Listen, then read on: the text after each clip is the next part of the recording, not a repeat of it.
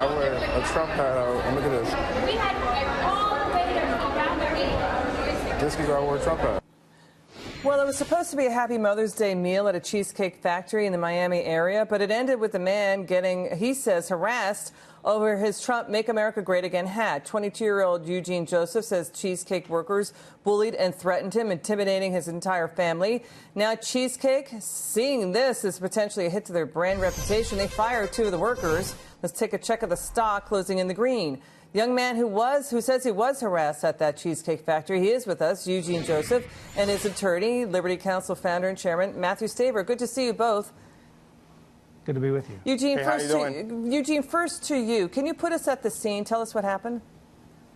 Well, basically, we're at Cheesecake Factory. We get seated. My girlfriend's aunt, she overhears people. She sees some coworkers behind us, and she overheard them. She said, "Hey, guys, pay attention. There's a couple guys over here talking about Eugene. They're talking about his hat." And she was like, she just wanted to let us know what was going on. And, as time went by, I looked back at the guy, seen the guy was staring at me. I didn't think anything of it. I just ignored it. And, as time was going by, waitresses and different waiters were coming to our table. They were just being really rude to us.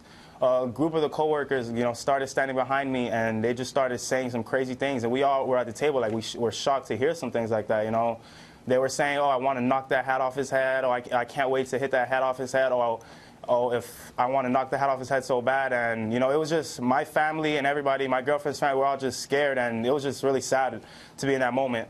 There's a cultural divide, Matthew, in this country, when it comes to how people feel about top politics, and it does intersect with businesses, right? I mean, Cheesecake is now out with a statement saying, quote, "We were very disappointed to learn that two staff members made disparaging remarks about Mr. Joseph's hat, and that made him and his family feel unwelcome. Those two individuals no longer employed with the company." But then Cheesecake is also apparently, Matthew saying, it appears to be saying the incident was blown out of proportion. There was not a crowd of workers. There was already a staff meeting going on there. Your response to that? Well, it's not just one errant individual employee. It was more than one employee. It was multiple employees, and some of them actually came by, gathered around, and also there were even people in the kitchen behind the counter there booing because of his hat. I mean, this is inappropriate on Mother's Day of all days to go there with a family meal to enjoy Mother's Day and to have employees, not other patrons. We're talking about employees of Cheesecake Factory. They obviously have to do some serious retraining of these individuals and also take some action against, I think, probably even more individuals than this. Eugene, did you feel not safe there? Did you feel like you were threatened there? I mean, we got up and left. It wasn't a safe territory for us.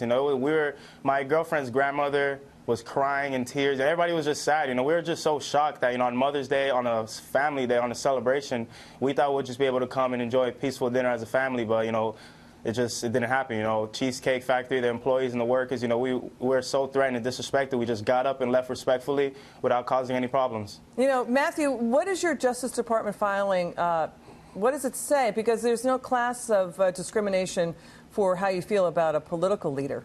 There's no political discrimination class, right? Well, there's not for political, but for certainly on race, and some of them use the N-word.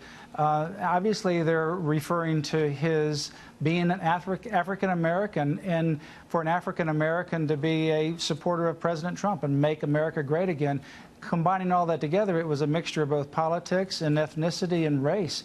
It's simply inappropriate for anyone to be treated like that in any place of business, and from all people, the employees, not just one but multiple employees. Something's wrong with the management in that restaurant to be able to hire people that would allow that kind of thing to happen. Even though they've taken action, they should never have that kind of thing begin in the first place. This just defies common decency to make customers feel unsafe and to refer to them with slang and to ridicule them regarding their political or Christian or religious beliefs. Eugene, Matthew, thank you so much for coming on. Really appreciate it. We're going to stay on that story. Thanks again.